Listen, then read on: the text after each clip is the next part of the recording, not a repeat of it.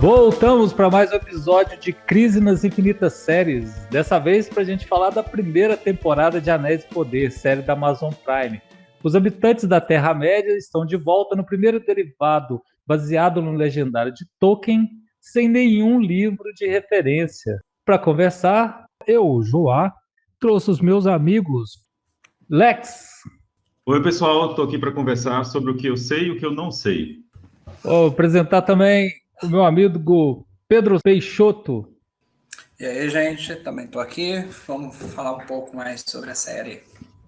Apresentando também outro participante que veio pela primeira vez, Salim Yerria. Boa tarde, pessoal. Estou aqui para contribuir com o que eu sei sobre o legendário de Tolkien e as diferenças que está aparecendo na série. E ele, companheiro velho de guerra, Drills. Eu estou aqui hoje para tentar não fazer Rantcast, então se preparem. Ele disse que vai só tentar. Bom, já que começou assim, eu vou perguntando aí, vou fazer a chamada aqui. Lex, você gostou da série? Redondo não define o que eu achei dessa pergunta sua. Eu não gostei, no geral, da série. Tem coisas que se salvam, mas, no geral, não. Acho que foi, por enquanto, depois dessa primeira temporada, ela deixou muito a desejar. Podia ser um pouquinho, muito melhor. Podia ser um pouco mais fiel ao material. Independente disso, ela podia ser melhor por si só. Eu acho que falta muito para uma série que vai ficar no coração, assim, para a gente chamar de boa. Drill, você gostou? Olha, eu vou um pouco nessa linha também, cara. Sabe o que é o problema, bicho? É que O Senhor dos Anéis, né, principalmente depois dos filmes, e depois a gente vai discutir isso com mais detalhe nesse podcast, mas ele já cria uma expectativa, né, cara? O impacto dos filmes do Peter Jackson foi muito grande. E apesar, né, dos filmes do Hobbit ter tido um impacto bastante negativo no geral, a gente fica com aquela esperança de voltar ali. Eu acho que não atendeu a minha expectativa, não. Mas daí a dizer que eu não gostei também fica um pouco longe, sabe? Eu preciso descer mais no detalhe para conseguir expressar o que eu senti de fato. Bom, não vai ficar como disse o Lex aí, não vai ficar no coração. Daqui anos a gente não vai estar discutindo essa série, isso é fato. Salim, o que você achou da série? Te agradou? Eu adorei a série. Eu acho que tem tudo a ver com a narrativa do Tolkien, que é muito mais são assim, histórias mais descritivas do que de ação propriamente dita, né? O Tolkien tem as partes dele que são de ação, eu estava falando isso com o Drills hoje, mas Tolkien não é um escritor que anda rápido com as coisas. Ele é lento, não é para todo mundo, assim, não é todo mundo que consegue ler o Silmarillion, muito menos os Contos Inacabados da Terra-média. Eu achei que foi muito fiel, assim, ao espírito do Tolkien. As alterações que foram feitas, eu acho que também dá para relevar. Eu achei que foram até bem feitas. As coisas que foram incluídas também, né? Como teve alguns personagens que foram incluídos também, eu acho que não assim, foi um demérito para a série. E, assim, a única coisa que eu achei realmente que deixou a desejar mesmo foi a trilha sonora, mas a gente pode falar isso depois. Eu achei, assim, que no Senhor dos Anéis a trilha sonora dava um clima fantástico, e esse não teve uma trilha sonora, assim, não chegava nem perto do que a gente teve no Senhor dos Anéis, né? Pedro, e aí, seu aval? O meu aval é um aval meio moralista, assim. Eu não sou um conhecedor profundo de Tolkien, óbvio, depois de Senhor dos Anéis não tem quem não tenha visto ou conhecesse. Eu li na época o Senhor dos Anéis. Tentei ler Silmarillion e Contos Inacabados, mas não entrou muito bem na minha cabeça, porque eu entendo que Contos Inacabados principalmente, né, um amontoado de coisas que tentou se organizar ali, né? Então eu vejo a série como quase independente, assim, eu tento afastar um pouquinho da percepção que eu tenho dos livros e dos outros filmes. Eu acho ela mediana. Eu acho que ela tem aspectos técnicos bons. tem alguns acertos, agora tem muita derrapagem. Tem muita coisa que ficou meio forçação de barra. Eu acho uma série razoável para esquecível. Daqui a algum tempo, não sei se a gente vai estar discutindo ou lembrando ela, não. Não, muito bem. A minha impressão tá mais assim. Eu desliguei total do negócio, cara. Fiquei só vendo pipocão mesmo. Não sei nem se eu vou conseguir fazer uma análise muito crítica hoje, não. Bom, como eu mencionei no começo, ali ao contrário do Senhor dos Anéis e o Hobbit, essa é a primeira obra audiovisual baseada no Tolkien que não tem um livro, né? Que não tem um livro pronto, né? Ela é baseado nos apêndices dos filmes, das cartas do Tolkien, né? E aí, cara, eu fiquei me perguntando, assim, já para começar com polêmica, é o fanfic mais caro da história? Tem uma cara assim, tem uma cara de forçar algumas coisas ali, de apresentar um produto que os fãs vão querer consumir, e tem um pouco de base, né? O pouco de livros e textos que tem ali, pouco não, né? Quem sou eu para falar pouco? Mas eu só consigo ver os aspectos técnicos positivos da série e um ou outro episódio assim que dá para salvar. O último eu gostei, não sei se foi o melhor, mas um dos melhores um dos que eu mais gostei. Mas no geral, eu acho que vai um pouco com o que você falou, assim. Eu acho que é um grande fanfic, uma máquina de fazer dinheiro meio forçada, assim. Eu não sei se deveria ter existido da forma que existiu. Drews, você tá pagando direitinho o dízimo pro Jeff Bezos mandar a piroca pro espaço e fazer série Cara, do Senhor dos Anéis pra gente? boa parte do orçamento dessa série saiu do meu bolso, definitivamente. Então eu me sinto no direito de, como financiador e investidor, criticar, né? E assim, vamos lá. A gente tem falado, né, Seven, aqui nos podcasts da Confraria, e tem sido, e tá ficando até repetitivo, mas o povo tá levando realmente em consideração os algoritmos, né? Os termos mais mencionados e o que o pessoal quer ver, né? Quer entregar o que o pessoal quer ver. Eu achei que, assim, nesse aspecto, essa série, ela entregou muita coisa que o pessoal queria ver, né? Mostrou lá Galadriel, o Elrond lá atrás, né? E isso já alegra a galera, mas eu acho que ela não foi tão ruim como outras coisas que a gente viu por aí, tipo Obi-Wan, por exemplo, que só fez isso, né? Eles conseguiram contar uma história, né? Então, assim, é o fanfic mais caro da história? Sem dúvida, porque você vê que as pessoas envolvidas ali gostam do Senhor dos Anéis e queriam fazer aquilo, queriam mostrar aquilo para as pessoas. Eu acho que tem uma intencionalidade por trás do negócio, além da grana, né? Não que a grana tenha ficado de lado. Tem coisas ali que são exatamente para você ver acontecendo, que os fãs queriam ver. Mas, de uma certa forma, eu senti alguma autenticidade na intenção de fazer a série. Eu queria perguntar, assim, o que está gerando tanto descontentamento, não só aqui no grupo, né? Mas já vi outras pessoas comentando também que não estavam muito felizes com a série, né? Assim, eu não consigo entender assim o que está gerando tanto descontentamento. É questão técnica, questão de narrativa da história, questão de ritmo da narrativa. O que está gerando esse descontentamento?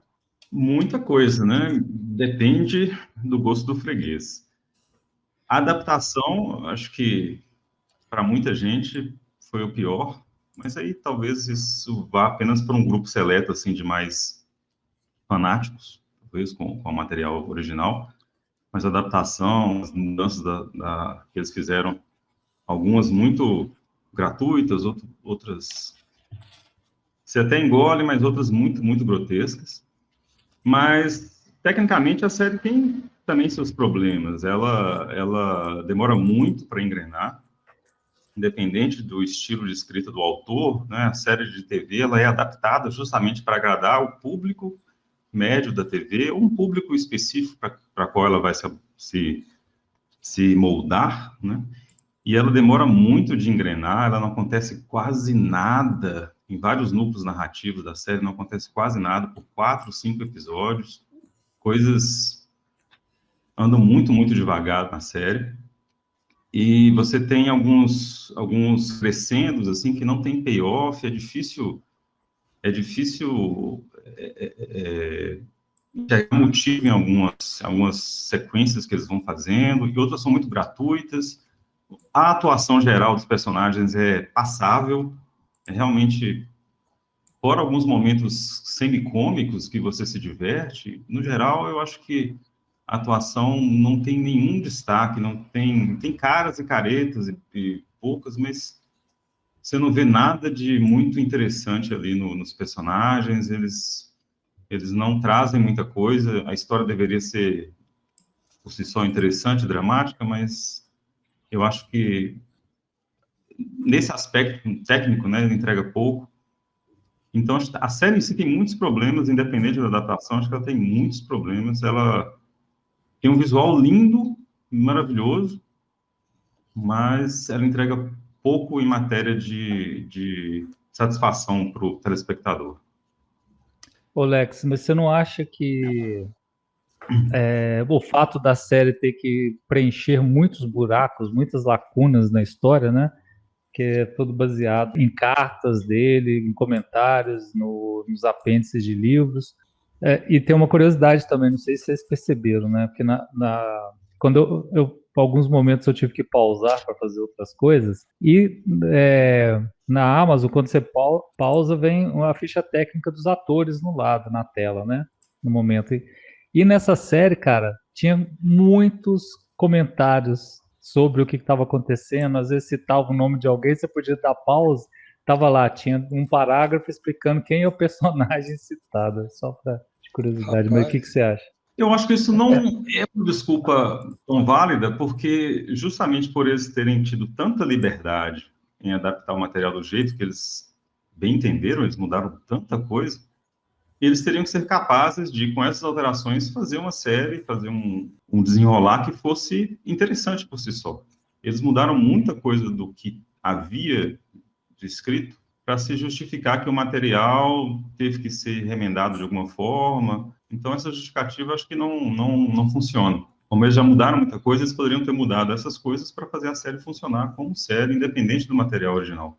Muita gente, eu vi algumas pessoas falando que teriam que ver a série depois do primeiro episódio, né? Já aceitaram isso. Teriam que ver a série como uma adaptação realmente visceral do Tolkien, assim, uma adaptação no sentido que eles iam mudar muita coisa. Não era o material original ali que eles leram nos livros que estaria sendo mostrado na série. Então, com esse pensamento, eu acho que a série peca em questões ligadas à mídia mesmo, à televisão em si, ao audiovisual, não necessariamente à adaptação.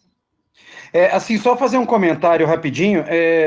Na verdade, o que está acontecendo nessas séries não tem um livro específico sobre isso, né? Então a gente já isso é ponto pacífico aqui. Então, quer dizer, o que está sendo contado é baseado no livro que o Christopher Tolkien lançou, com as cartas que o pai tinha escrito, é um livro de mais de 1000 páginas, e, assim, apêndices dos outros livros, e coisas que tem muitos gaps que estão sendo preenchidos de uma forma que não interfira nas histórias que são contadas em livros.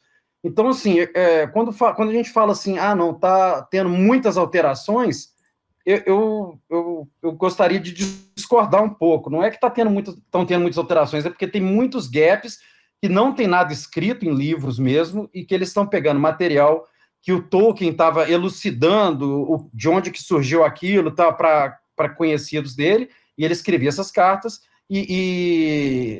então, assim, não é que a gente que leu os livros principais do Tolkien, a gente não tem como avaliar o nível de alteração que foi feito, pelo menos no meu caso, né? E o que eu estou achando é o seguinte, que eles estão fazendo alterações que não estão comprometendo com o que aconteceu realmente nos livros principais, né? Que aí a gente sabe que são o Silmarillion, o Hobbit e o Senhor dos Anéis, né? Então, tem dois aspectos que eu queria comentar aqui. Um, com relação a alterações, a palavra alterações para mim é um pouco forte, mas eles têm um problema de direito autoral, né? Tem personagens ali que são citados, por exemplo, no Silmarillion, que eles não podiam citar na série, não pode aparecer o nome do cara. Eu lembro que um amigo meu me comentou, e agora que é um amigo meu que é conhecedor de Tolkien, então falou assim, porque apareceu não sei o que em cima da mesa, aquilo é para fazer uma referência ao fulano de tal, que eles não podiam falar o nome, porque a história dele é contada no Silmarillion e eles não tinham direito sobre o Silmarillion. Aí, bicho, é um enrosco, né? Os caras têm que contar uma história que vai vir ali, vai estar ali no meio do Silmarillion, sem referenciar alguns personagens por conta de direitos autorais. Isso é complexo. Agora, quanto à questão que o Salim falou de o que causou descontentamento, eu tive alguns problemas com a estrutura narrativa mesmo, cara. Eu achei que eles abusam de alguns dispositivos narrativos que foram me deixando meio incomodado, né? Um deles é o Deus Ex Machina, né? Tá aquela cena, aquela tensão, aquela situação que precisa se resolver, e de repente aparece um personagem que não participou daquela ação e resolve o problema. Eu lembro no filme do Hobbit, o primeiro Hobbit, na terceira vez que os hobbits, né, os hobbits e os anões lá, eles estavam numa situação ruim, e o Gandalf apareceu para resolver o problema, eu falei, assim não dá, velho, né? Assim não dá, os caras, toda hora vai aparecer o Gandalf para resolver o problema, eu não quero ver esse filme. E nessa série são várias situações em que os personagens estão num enrosco e aparece alguém que não estava ali para resolver o problema. E isso, para mim, é uma coisa preguiçosa. Falamos disso, de roteiro preguiçoso, né, em várias séries aí. Isso para mim foi preguiça. A outra coisa que me incomodou foi o tal do Red Herring, né? Red Herring é uma técnica que o pessoal usa para te fazer acreditar que a solução daquele personagem vai se dar da forma X, para lá na frente revelar, não era isso. Então, assim, o estranho, né, que cai lá do céu e tal, cara, o tempo todo eles estão querendo te fazer acreditar que aquele cara é o Sauron. E aí, cara, aqui em casa, né, logo que ele apareceu e começou a aparecer esse negócio, a gente olhou, eu olhei para a Alessandra, ela olhou para mim e falou, vocês estão querendo que eu ache que esse cara é o Sauron, cara, logo lá no começo. E tudo evolui assim para ter a grande revelação no final, entendeu? Então, isso eu achei meio infantil, sabe?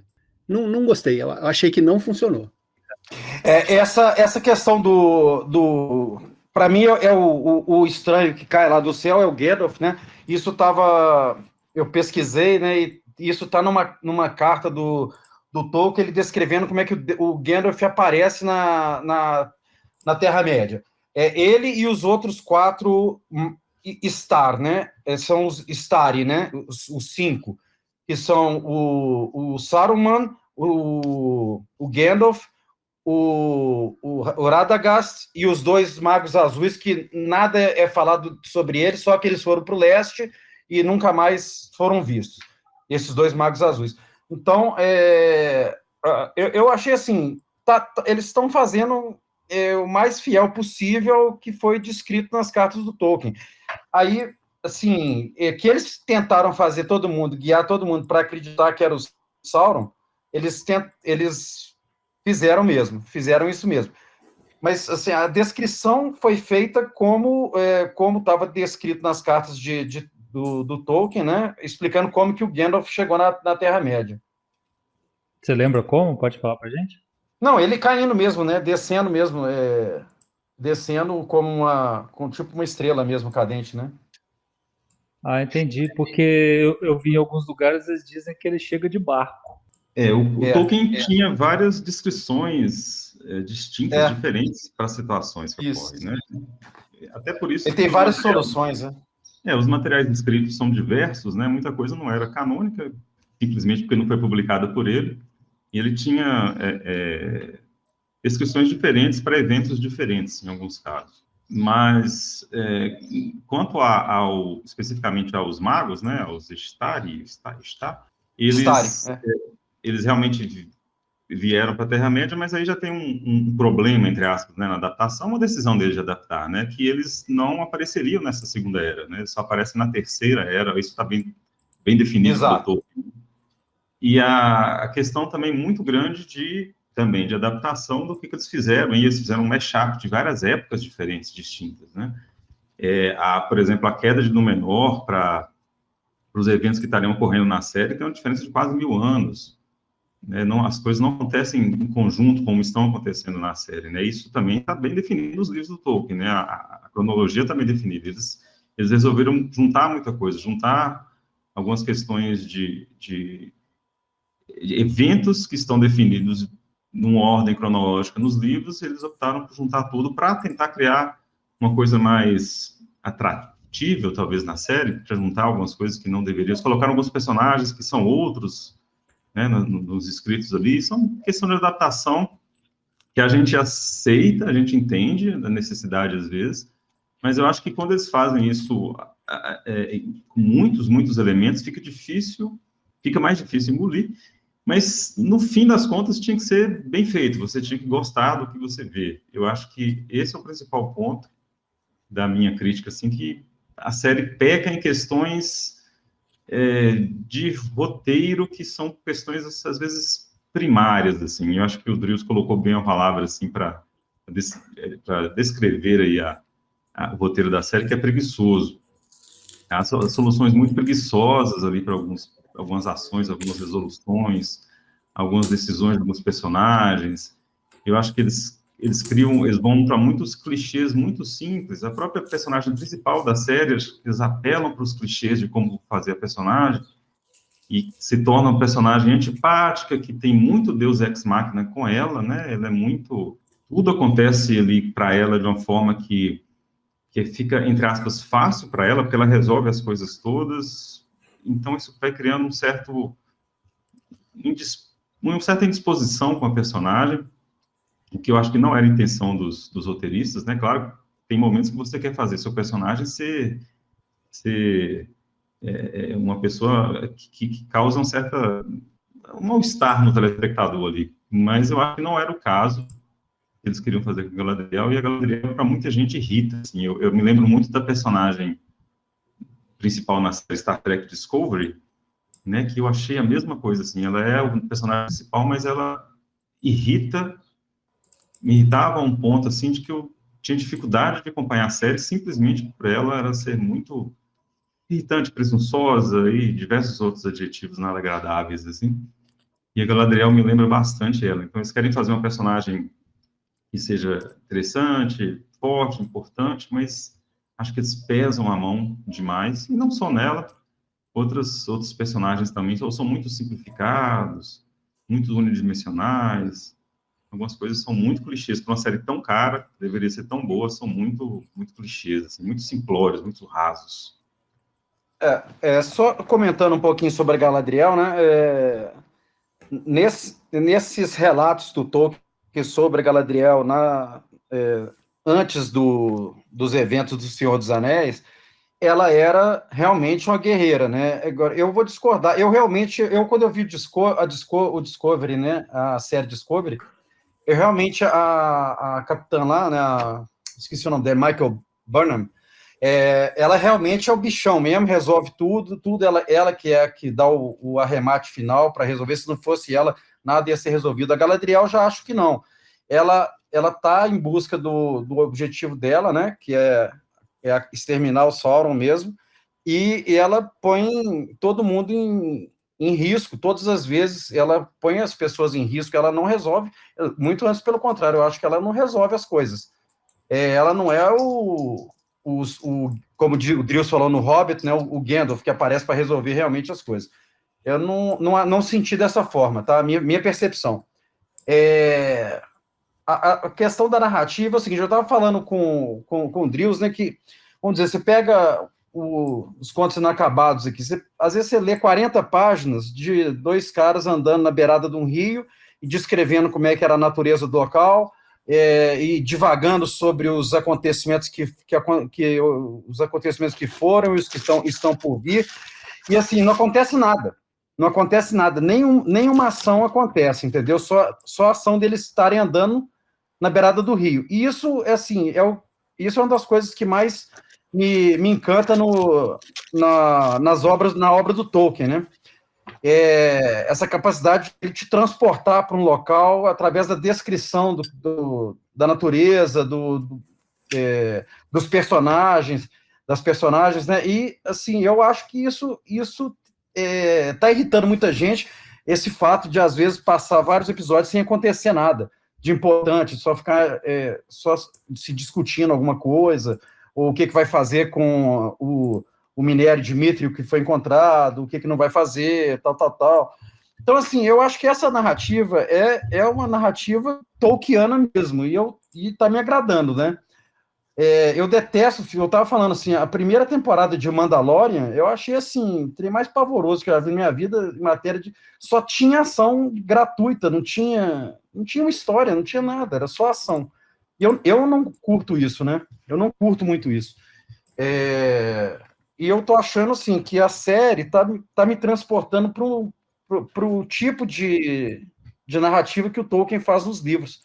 Né, isso que tá me agradando. O Silmarillion, para mim, é o melhor livro, dos melhores livros de fantasia assim, que eu já li na minha vida. Eu adoro. E tem gente que acha abominável porque ele tem uma narrativa quase que bíblica, né? Um negócio que às vezes chega a ser enfadonho, tal, mas eu acho maravilhoso. Eu acho um negócio incrível. Então, o Hobbit, que é mais cheio de ação, assim, foi o que eu menos gostei de todas as adaptações que fizeram do Tolkien.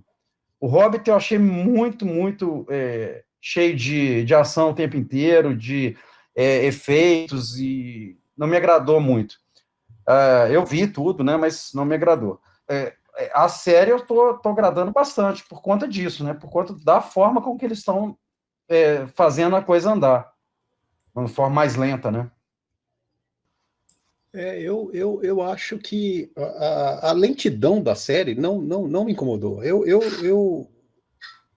Como é que eu vou dizer? A gente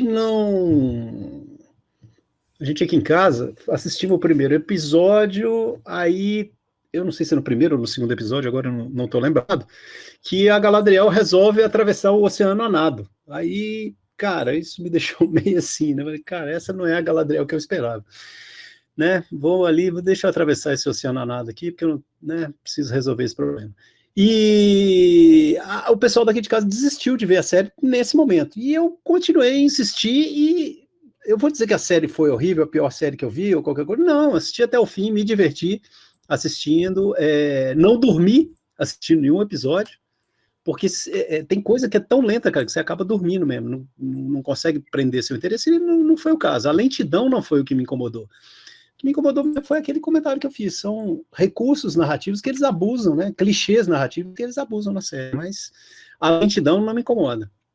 E outra coisa, né? Quando o Salim fala assim, o Tolkien é muito descritivo, né? Ele realmente é descritivo, ele vai andando, ele descreve todo o cenário que está em volta. E aí, na adaptação desse descritivo, tem o visual da série é muito legal, cara. Muito legal. Tinha hora que eu não estava nem prestando atenção no que estava acontecendo, estava só vendo as imagens, como você me colocou lá no começo. Talvez por influência dele, que a gente começou a conversar, eu tinha assistido 2 episódios, né? Ele já estava mais adiantado. E realmente tem hora que dá para você parar e ficar só admirando, cara, como isso está bonito, como ficou bem feito. E você vê a grana, né, do orçamento, tá lá. Entendeu? Eu acho que é isso. O que me incomodou foram algumas coisas, alguns recursos que eles usaram, que eles, para mim, usaram demais. Falando voltando ao assunto da beleza da série, né? Que a estética, uma estética primorosa, assim, achei fantástico. E muito assim, das coisas que, enquanto eu li os livros, ficavam na mente, por exemplo, quando começa a descrever Moira, as Minas Moira, no livro, você fica querendo imaginar como é que era antes de estar abandonado, né? Aí eu lembro quando eles entraram lá dentro, falei, uau, cara, que foda, era mais ou menos, sabe, tipo, além de outros cenários também que você fica imaginando, que no livro faz alguma referência, ou que já não são mais aquilo que né, nesse período antes da Segunda Era são muito diferentes lá na frente, né? No Senhor dos Anéis e no Hobbit. Mas queria que vocês falassem um pouco mais dessas paisagens da série mesmo, Pedro. Eu achei em vários momentos da série uns takes, umas cenas mesmo, umas passagens cinematográficos. O que me impressionou no início é ver assim como para um detalhe pequeno, um take pequeno que eles poderiam ter resolvido de qualquer outra forma, né? Eles caprichavam, assim, você tinha toda a grandeza, vamos dizer, descrita, né, do Tolkien nas obras, assim, os cenários lindos, a produção perfeita, assim, você não vê um deslize tipo, quando você assiste uma série, vou dar o exemplo de outra, né, a House of Dragon, que eu acho, por exemplo, algumas perucas falsas de morrer, sabe? Você não percebe uns quesitos técnicos absurdos, não. Um ou outro sempre vai acontecer, né? Mas eu acho que em aspectos visuais, eu achei a produção da série bem cinematográfica, assim minha impressão foi que ela é bem caprichada nesse sentido. Meu porém é que não é só isso, né? Você está contando uma história. Minha questão maior, voltando, né? É mais que a parte da história, como todo mundo aqui já falou, eu sei que é uma adaptação, eu sei que você não vai fazer na íntegra, tem a questão de direitos autorais e tudo, mas tem alguns momentos de direção que a tomada de decisão é errada, o roteiro ele é preguiçoso, aí de novo Deus Ex Machina. Então assim, tem algumas cenas que acho que me dá até uma vergonha alheia de assistir, né? Mas assim, em aspectos técnicos eu não tenho críticas nessa série não. Na verdade é uma das coisas que mais me segura na série, assim. E a expectativa de ver se a história desenrolava de uma forma melhor do que estava desenrolando. Do tipo, não, vai melhorar, vou continuar assistindo. Não, vai melhorar. Não melhorou tanto, não. Eu acho que realmente ela é muito bonita. Eu acho até que usar o adjetivo cinematográfico nem vale tanto, porque o tanto de dinheiro que foi gasto em cima dessa série e em algumas outras, né? A qualidade das produções para TV já há bastante tempo já são bem próximas ou melhores do que muitos filmes. Em alguns aspectos, a série é simplesmente primorosa, né? Esteticamente, algumas tomadas são dignas de você imprimir aí, dar um print e colocar num quadro. É muito, muito bonito. Alguns momentos são bem evocativos. Alguns outros momentos, eu acho, pelo gosto, é um pouco de gosto duvidoso, eu não gostei muito, mas aí é do gosto do freguês. Né? Como é que o pessoal resolveu colocar uma coisa ou outra, como é que resolveu fazer o take ou outro, vai um pouco de gosto, mas não dá para negar que ela é muito, muito bem trabalhada. Você vendo, assim como os filmes foram, e como as obras de fantasia têm sido nos últimos anos, né, você vê detalhes pequenos no vestuário, dos símbolos que os personagens usam, algumas coisas como as armas, as armaduras. Houve ali um cuidado muito grande, um cuidado técnico. Esperava-se isso com tanto dinheiro que foi gasto em cima da série, esperava-se essa proximidade. E realmente eles entregaram isso muito bem. Eu acho que nesse quesito a série é nota 10, mesmo que você encontre ali um outro probleminha, tenho algumas cenas, eu vejo problemas em algumas cenas que eles usam de uma grandiosidade muito grande, para um take seguinte você está claramente ali usando dentro de um estúdio. Mas foi um momento ou outro que eu vi isso, na maior parte do tempo, você tem essa sensação de uma produção muito, muito cara, onde o dinheiro está ali na sua frente, estão quase esfregando na sua frente o dinheiro.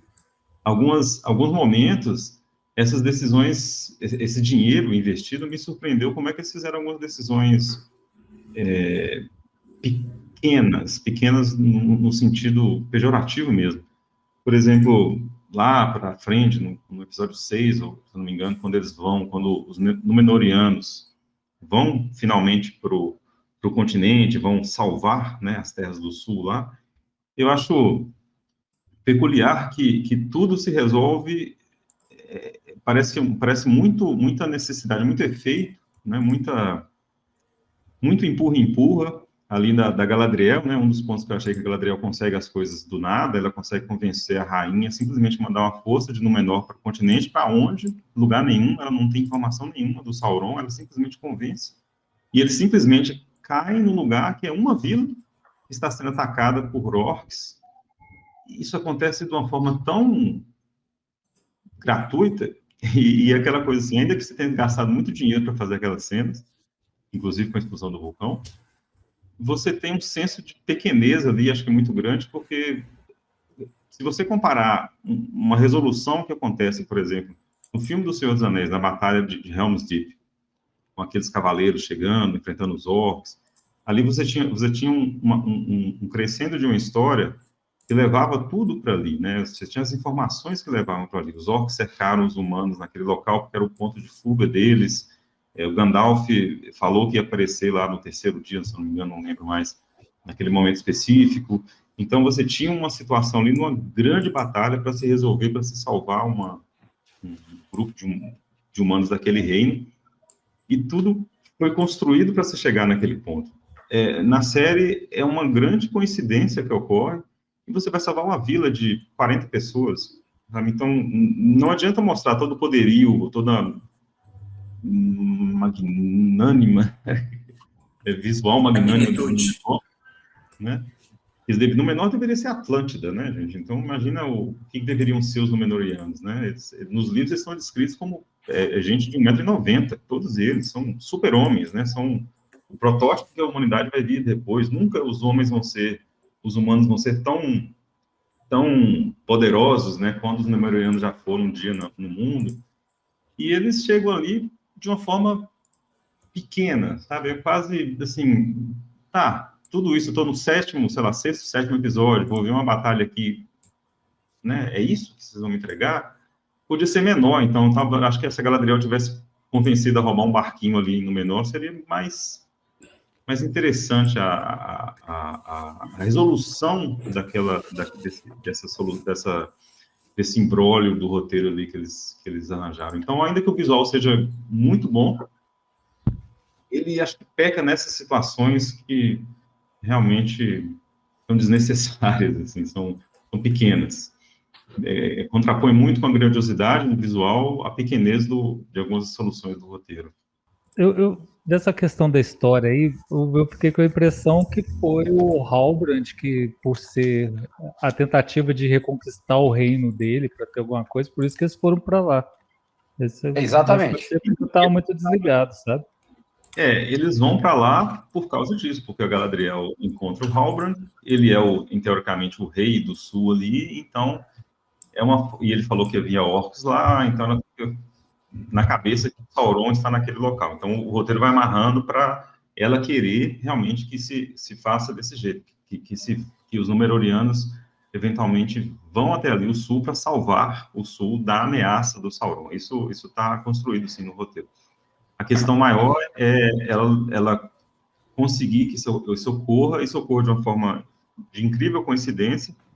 E a única coisa que se mostra mesmo ali no sul, né, é essa vila, não tem mais nada, não tem um reino em perigo ali, tem essa vila.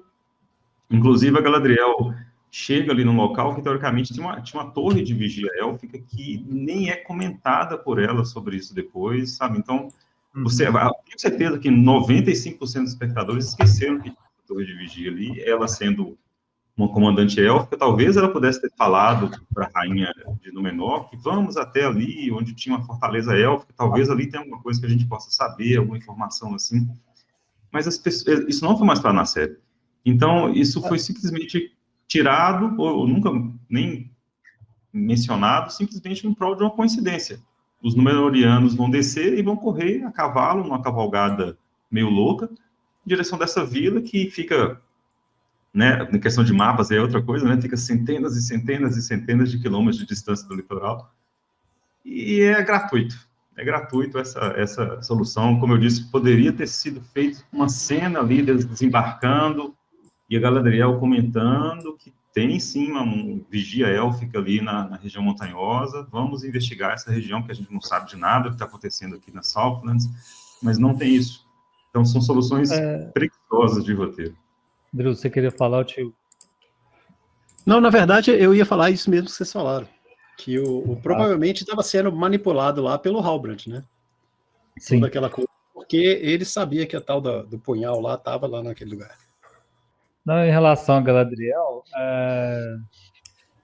Eu acho assim que tá muito naquela coisa de querer construir um personagem de um arco mais longo, saca? Que na primeira temporada vai ficar só essa Galadriel meio que responsável, sabe? Nessa loucura de querer perseguir o cara e dar fim nele.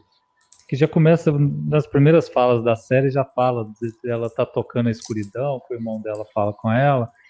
E depois a gente vê que o Sauron tava o tempo todo, não. Boa parte do trajeto dela, o Sauron que tava no controle, né? Eu discordo um pouco de que ele estava no controle. Isso eu acho. Eu entendo que eles possam criar a personagem para que ela seja. Para que ela tenha um arco de redenção mais na frente. Ela esteja meio que corrompida no início, ou seja tão vidrada ali na vingança dela que ela esteja não enxergando o caminho certo.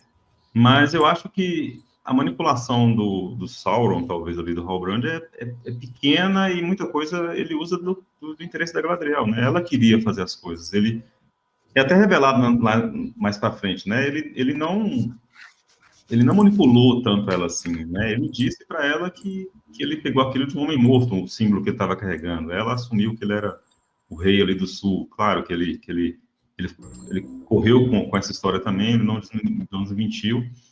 Ela forçou a barra para que os Númenóreanos fossem para o sul lá. O Halbrand talvez até quisesse ficar ali mesmo em Númenor, até pela história também do Tolkien, né? O Sauron fica um tempo ali em Númenor. Então, mostra muito da personagem da Galadriel ser muito vamos colocar assim, entre aspas, má, né? Ela não é uma personagem que está sendo movida ali por uma questão de honra ou altruísmo, alguma coisa assim. Ela quer um tipo de vingança. E ela chega ao ponto naquela fala com o Adar, né, que é o elfo negro ali, quando ela prende ele no celeiro, ela chega ao ponto de dar um discurso ali, né, de um discurso quase fascista, nazista, assim, né, de que ela fala assim, que vai matar todos e qualquer outro de uma forma que você ouve vamos dizer assim, da boca do vilão falando, né? Ela quer matar. Esse diálogo me incomodou profundamente, cara, profundamente. Então ela é um personagem que está assim, que está além do limite, né? Com certeza não é a Galadriel dos livros, mas independente disso, não está além do limite assim de um personagem bom. Claro que mais à frente ela pode se redimir, né? De alguma forma. Vocês vão ter que trabalhar nisso. Só um adendo, é um consenso assim do grupo aqui que vocês acham que a Galadriel talvez seja um dos pontos mais complicados da série, assim, eu segui a série, óbvio, fascinado pela beleza e tudo, mas eu tinha além da vamos dizer, fascinação, né, do gosto de ver a obra do Tolkien, eu tinha a minha insistência na série, uma das minhas insistências na série é ver quando é que a Galadriel ia fazer um plot twist de comportamento, porque ela, da Cate Blanchett, que a gente conhece, que foi eternizada no Senhor dos Anéis, como é que foi essa mudança, assim? Uma das coisas que me agarra na série é isso. Eu falo assim, eu até entendo. Não, vai ter que esperar uns 3.000 anos, né, mais ou menos, porque ela... Não, justamente, porque ela, antes da Terceira Era, né, ela era guerreira. Depois que ela vai ser a Senhora de Lothlórien, né, e junto com o Celeborn, que é o esposo dela, que ela também largou para trás em Valinor, e ela nessa etapa, concordo que está tendo uma mistura de eras, da Primeira Era com a Segunda Era, com os acontecimentos estão se misturando, né? Para fazer o negócio ficar menos sem eventos, né? Eu acho. E assim, com relação a ela, eu realmente assim, eu acho que ela foi de uma forma muito sutil, que é a forma com que o Sauron atua nas pessoas, nessa forma dele de Anatar, né? Que Anatar acho que era o Senhor dos Desejos, que ele aparece dos presentes, O Senhor dos Presentes, né? O Anatar, ele é o Sauron numa forma belíssima, assim, e que encanta todo mundo, e vai direcionando as pessoas a fazerem as coisas sem pressionar, quando ele convence o pessoal a forjar os anéis, e os elfos, né, a forjar os anéis, ele coloca o poder dele ali dentro de cada anel, e para depois fazer o anel, o único anel, né, o One Ring, né? Então aí eu acho que nessa fase ele vai direcionando as pessoas de uma forma muito sutil, vai deixando as próprias pessoas acharem que elas estão tomando o seu caminho, mas na verdade ele está direcionando de uma forma ou de outra, entendeu? Com relação a eles chegarem lá no sul, naquele vilarejo, também o Halbrand sabia exatamente onde eles queriam ir. Ele também, eu entendi assim, como ele guiou o pessoal todo para ir para aquele local, né? São duas vilas, né? Não é uma vila só, não. São duas vilas que estão ali no sul, né? Que é onde começa o povoamento humano ali, né? Perto da torre de vigia dos elfos, que estão vigiando realmente, especificamente os humanos que tinham traído, que tinham se aliado, né, às forças do mal anteriormente a esses eventos, e eles estão vigiando para ver se não vai acontecer de novo, né, aqueles elfos que estão lá. Então, eu acho assim que particularmente, eu não vi nenhum furo muito gritante assim nesses eventos que levaram os Númenóreanos até aquelas vilas no sul, não. Contrapondo o que o Salim falou, eu discordo de algumas coisas aí, Salim, porque eu acho assim, que o Halbrand não tem informação nenhuma não tem informação nenhuma pra gente, né, que ele moveu mundos e fundos, ou sabia simplesmente que aquela espada estava ali naquela vila. Eu acho que é uma vila só, sim, na verdade, não acho que são duas, do jeito que é mostrado, é a mesma vila do início, que eles enfrentam os orcs ali no final. Não há condução nenhuma para você, telespectador, de ver o que seria de alguma forma, né? O roteiro não te induz, Não, não te mas diz. espera aí, Lex. Tem uma Halbrand. outra informação que eu acho que contradiz isso, que é o seguinte, que a Galadriel descobre no mapa que, que o símbolo do Sauron era o mapa de Mordor. A região de Mordor, sim. Mas aí isso Então, foi lá por isso, atrás. esse é outro. Não, mas é outro motivo pelo qual eles foram para lá. Aí ela quis levar o exército para lá por causa disso. Ela descobriu onde ele estava. Não, sim, tudo bem, mas isso não aumenta a informação de que ela queria ir para Southlands, né? Southlands são ali em Mordor, onde seria hoje Mordor, né? E abaixo de Mordor. É uma região gigante, né? Uma região gigantesca. Mas isso não muda o fato de que eles estariam indo para aquela região. Tudo bem. De novo, né? Eles não falaram para onde naquela região, mas isso foi aquela minha fala anterior. Mas Não, eu concordo com a sua fala anterior. Igual eu falei, assim, eu concordo também que foi mal feito, foi mal desenvolvido. É mal desenvolvido, né? Tem realmente uma informação que te leva para ali, mas depois é mal desenvolvido, eu achei. Não, nesse ponto eu concordo com você, também acho que é mal desenvolvido.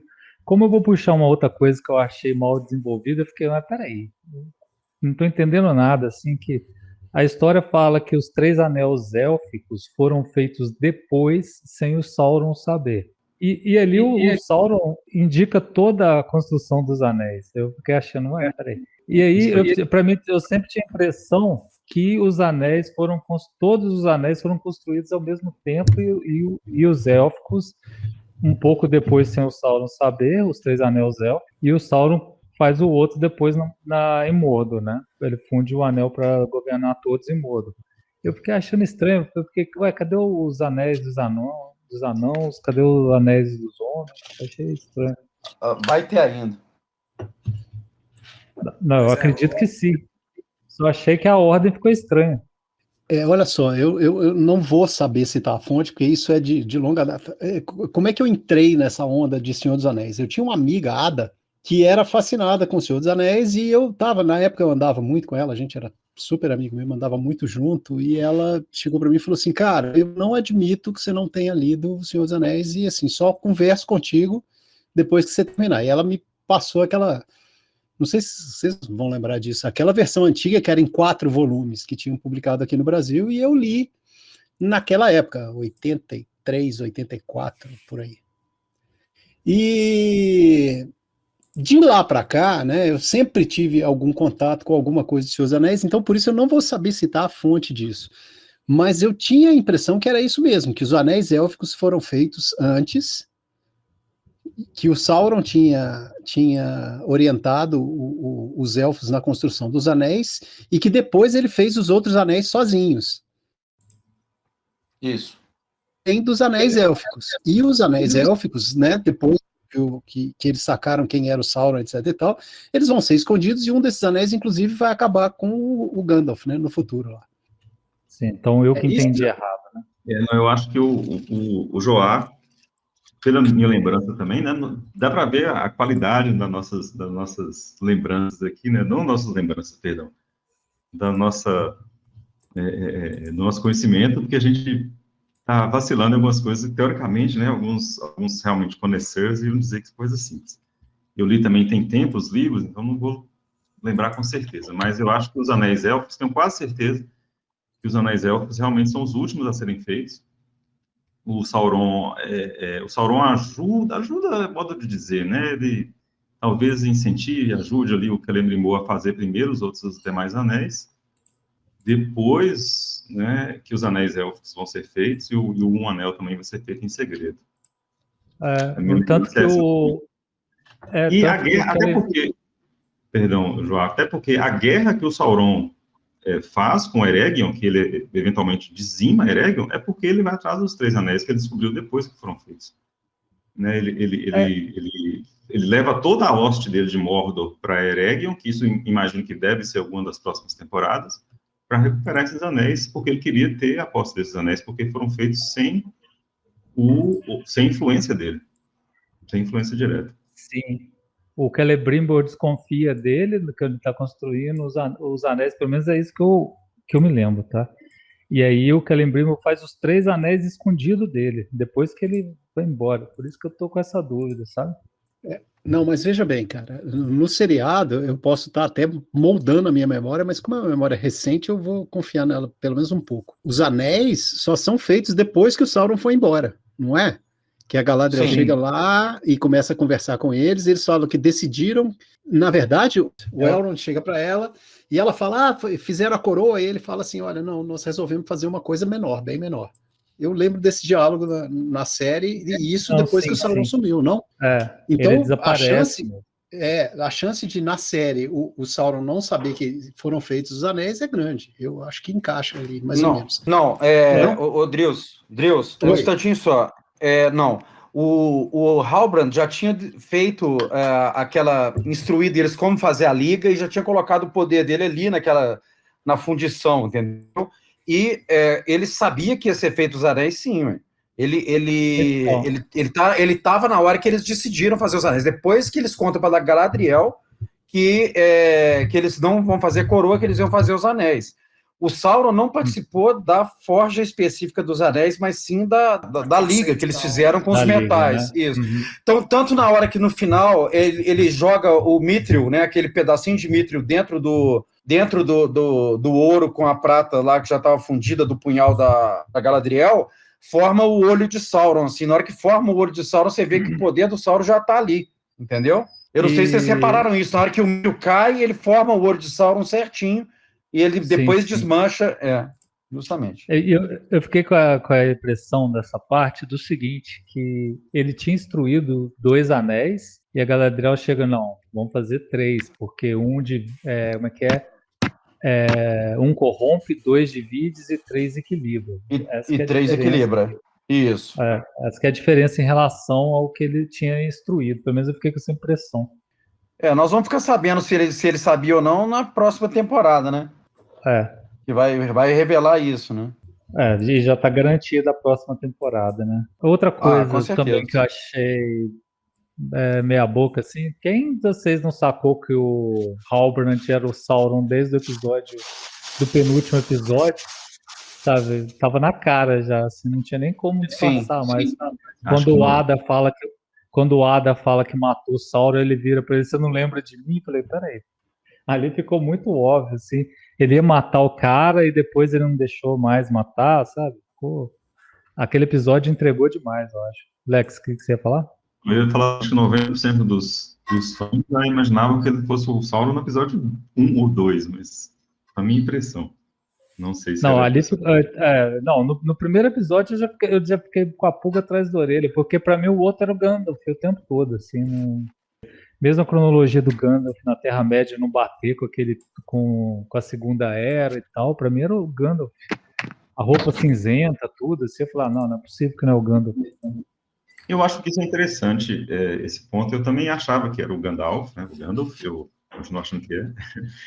E eu acho interessante algumas jogadas que eles fizeram, até para dar crédito à série, né? Que o fato de eles colocarem ali, teoricamente, o Gandalf chegando e encontrando hobbits, né? É uma ligação aí de dar essa razão, porque o Gandalf tem essa ligação peculiar com os hobbits, né? Essa coisa quase emocional, assim, de ser amigo dos hobbits, estar sempre junto com os hobbits ali, é um motivo, acho que, não um motivo, né? Acho que é um link interessante eles fazerem isso dessa forma na série. Tem diversas Exatamente. pistas, tem diversas pequenas pistas, igual essa que o Joá falou aí da vestida de cinza, né? Quando ele luta com aquelas 3 mulheres lá no episódio 7 ou 8, não me lembro, elas meio que batem nele ali, manipulam ele, a gravidade ali em torno dele, da mesma forma que o Roman faz nos filmes, meio que vira o Gandalf de lado, joga ele contra a parede, contra as pedras lá, contra as árvores. Tem algumas falas, alguns detalhes, né, dos hobbits falando ali, que você pega diálogos dos hobbits com o Gandalf mais para frente nos filmes. Eu acho que são pequenas dicas assim que eles vão jogando, bem sutis, bem interessantes para dizer para a gente que aquilo ali é o Gandalf mesmo. E, inclusive, tem umas frases que ele solta para Nori também, que o desconhecido, né, que a gente fala, que tá falando que é o Gandalf, e eu acho que é mesmo, porque tem umas frases que ele fala que são frases que claramente são frases do Gandalf, né, que ele falava quando ele... Tipo, tem frases que ele fala sobre a utilização do tempo, essas coisas assim, que ele fala assim, que são frases do Gandalf da Terceira Era, de quando ele fala com os hobbits dentro de Moria, que ele fala com ele na conversa lá com o pessoal, ele fala umas frases assim, filosóficas, né? Umas frases filosóficas, assim. É uma mensagem para o Frodo, que ele fala que é importante aproveitar o seu que é dado a você nessa vida, né? Isso. Independente de você... Não importa o tempo que você tem, importa o que você faz com o tempo que lhe é concedido, né? Uma coisa desse tipo. É uma frase muito similar. A frase final dele também na série, já ali, depois ele já ter recuperado a habilidade de falar, que ele fala, a forma como ele fala para a menina lá, Nori, siga seu nariz, né? Isso é bem similar à frase dele também lá no Senhor dos Anéis. Então, acho que isso ficou bem, entre aspas, sutil e ficou legal, assim, essa referência. Só completando a frase, o Alex, ela é praticamente não, exatamente a mesma frase que ele fala com o Merry.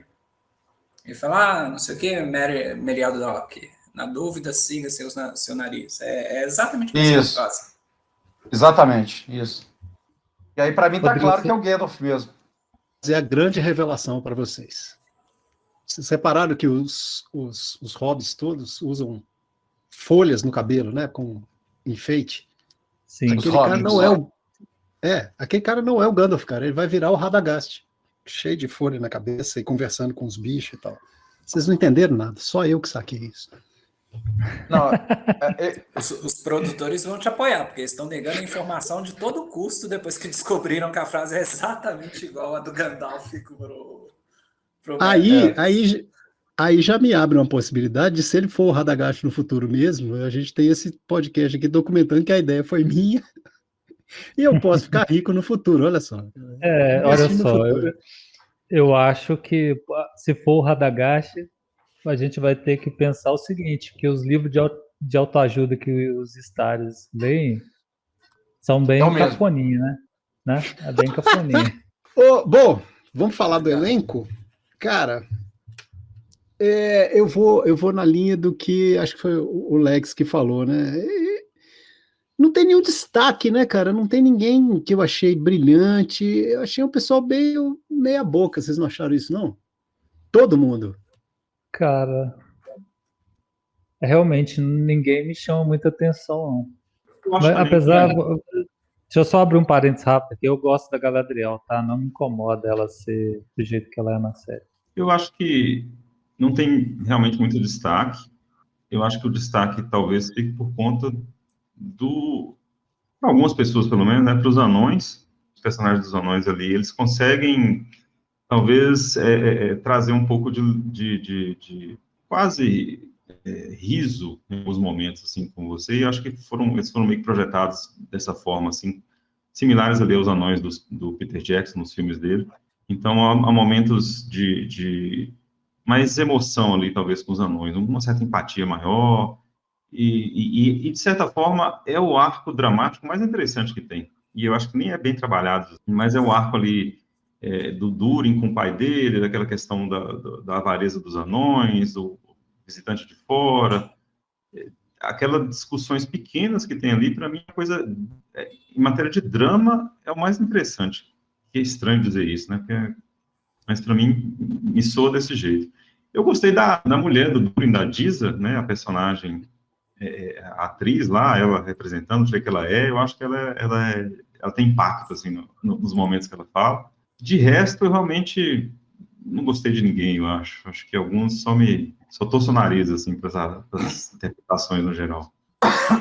Ô, Lex, eu vou assinar embaixo do que você falou, cara. Os personagens dos anões são os personagens que eles conseguiram dar alguma dimensão, alguma profundidade para eles, né? Você vê que os conflitos que eles vivem ali não parecem forçados, sabe? O conflito da Galadriel eu não sei se é porque a atriz não está à altura da personagem ou se é porque o personagem foi meio mal escrito mesmo ou mal conduzido na direção, mas me soa meio forçado. E com a esposa dele, né? A esposa dele, ao mesmo tempo que é uma pessoa de índole boa, ela tá ali dizendo assim, cara, eu sei que vai mandar nessa porra aqui, bicho. Então, né, se vira, vamos fazer alguma coisa e tal.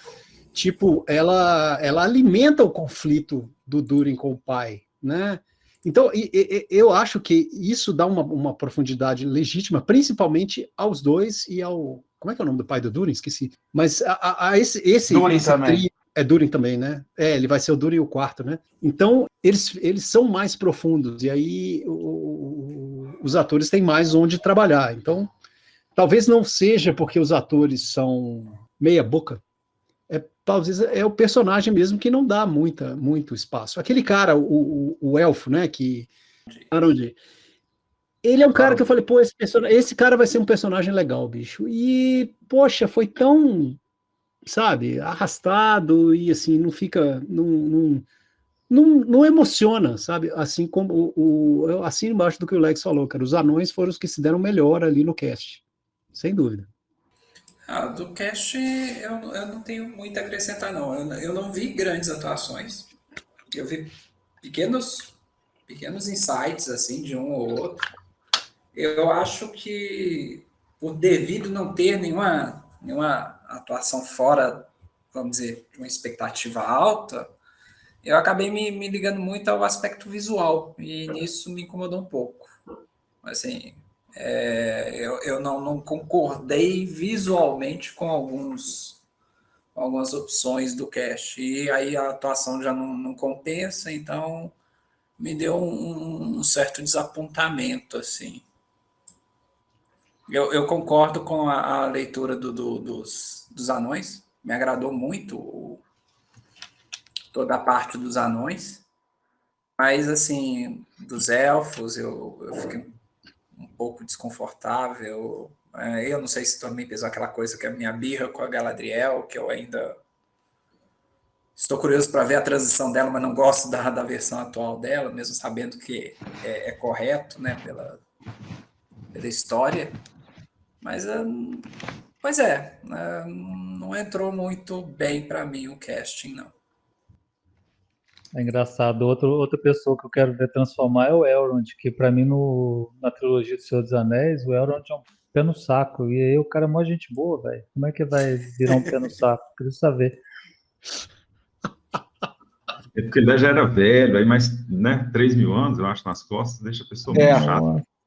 Não, eu tô com 55, cara. Eu já sou um chato de galocha. Imagina eu com 3.000 anos, bicho. Eu gostei, assim, dos anões, principalmente, os anões, para mim, foram o ponto alto das interpretações, assim, que eu gostei mais mesmo. Com relação ao Elrond, né, ele passa por períodos tenebrosos, né, depois, e passa por guerra, assim, muda a personalidade mesmo, eu acho. Mas assim, o Gil-galad, eu acho que ele tá fazendo um papel assim bem de um ser mais divino, assim. Eu não tô incomodado com a atuação, não. Eu acho assim, podia ter sido atores, poderia ter sido com atores melhores, poderia, mas não tá me incomodando, não, sabe? Não tô achando assim medíocre as atuações, não, como todo mundo tá achando, assim. Eu não tô. Fazer só Assim, não fede nem cheira, né? Não é um negócio assim, tipo assim, não fede nem cheira, mas não tá comprometendo, mas também não tá assim sensacional, né? As atuações. É isso. Só justificando, eu acho que é isso mesmo. Não é um termo medíocre mesmo, não, mas realmente eu acho que, sei lá, tinha uma expectativa maior, não sei. Talvez o termo seja mesmo medíocre, né? Nós que às vezes esquecemos que medíocre é médio, né? Não é uma coisa tão. Não é para denegrir Não é um palavrão.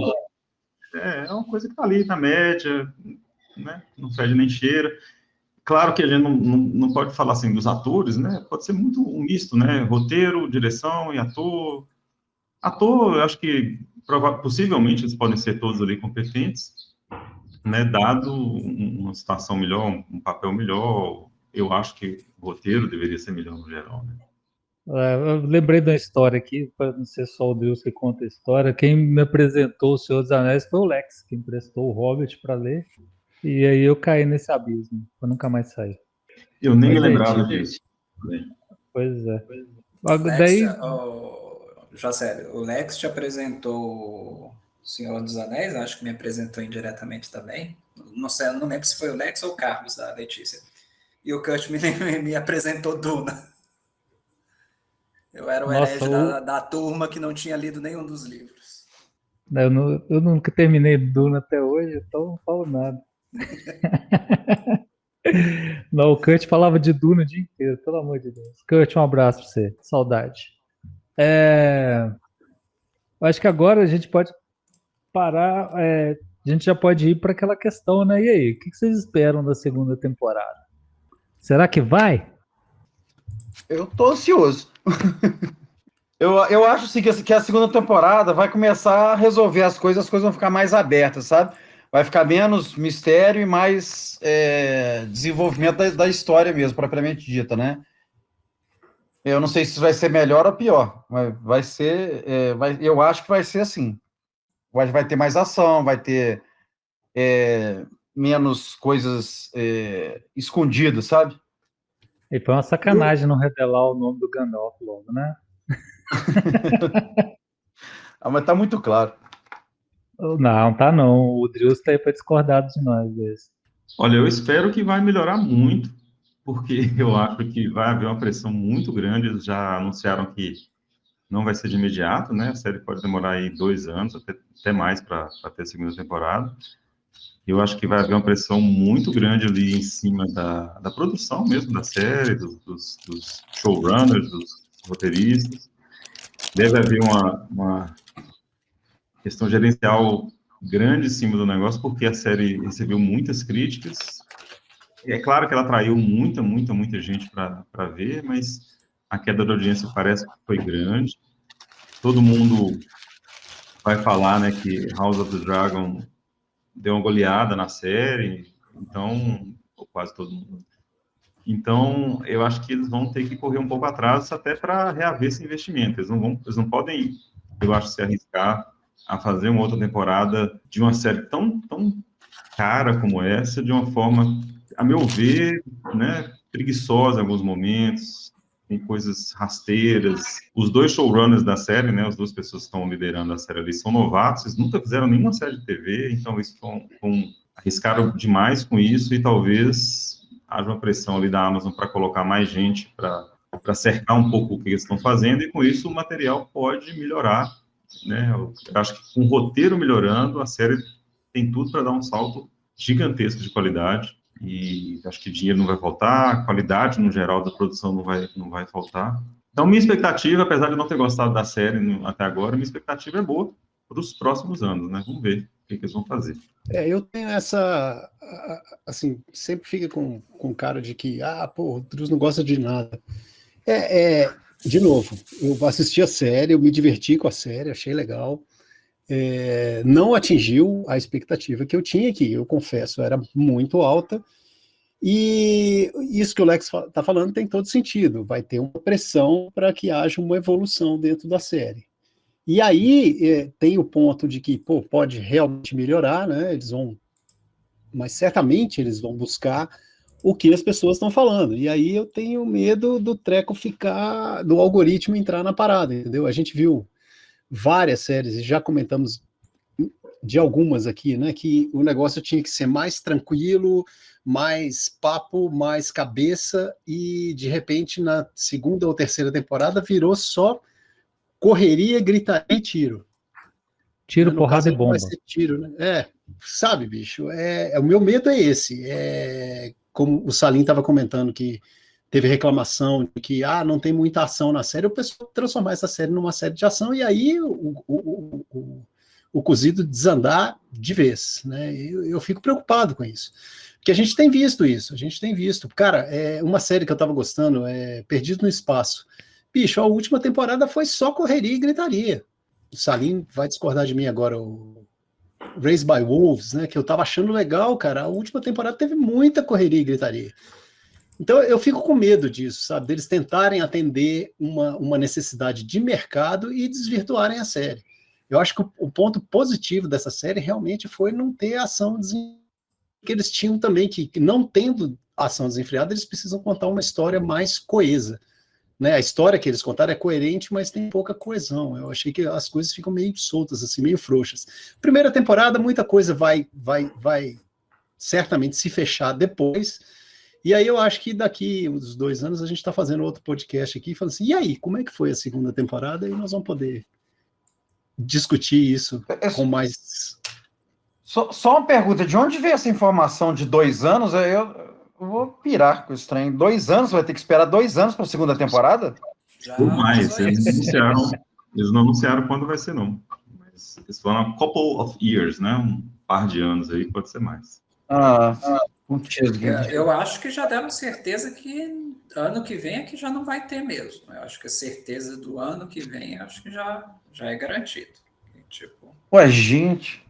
Pedro, o que você espera da segunda temporada? Cara, melhoras, posso dizer isso, assim.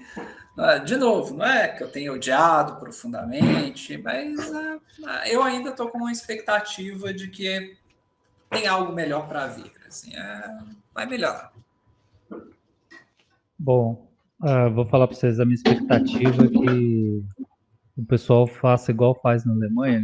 Na altura do último episódio do Game of Thrones, da primeira série, eu estava em Berlim e eu passei na frente de um cinema, cara, e tava lá 10 horas da noite hoje, exibição do episódio final de Game of Thrones. Eu falei, não é possível.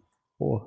Aí eu fiquei na fissura de ver essa série no cinema. Alguém podia fazer isso aqui também, né? Combinar com a Amazon, liberar um cinema para poder ver essa série no cinema, que ela pede tela grande em muitos momentos, assim, a televisão ficou pequenininha demais. Essa é meu desejo para a segunda temporada.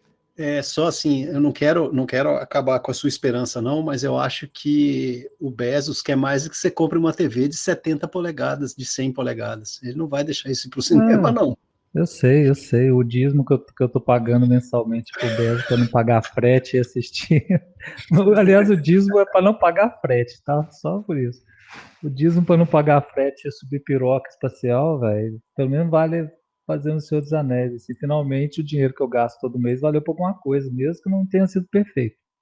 Então é isso, galera. É um papo mesmo solto assim, sobre a série. A gente não vai aprofundar muito, até porque quem fez episódio aprofundou bastante. Aqui era só um bate-papo de gente, de fãs que gostam da obra do Tolkien, comentando sobre a primeira temporada, dando aquela passada passada rápida, né? Sem passar pano, né? Passou uma moto, só porque eu falei isso. E aí, vamos começar as despedidas. Vou agradecer aqui ao Salim, que fez a estreia no podcast. Seja bem-vindo, Salim, volte mais vezes. Obrigado aí, gente, por ter me convidado para participar. Achei o papo super construtivo, assim. Mesmo a gente tendo opiniões diversas, né? Mas, assim,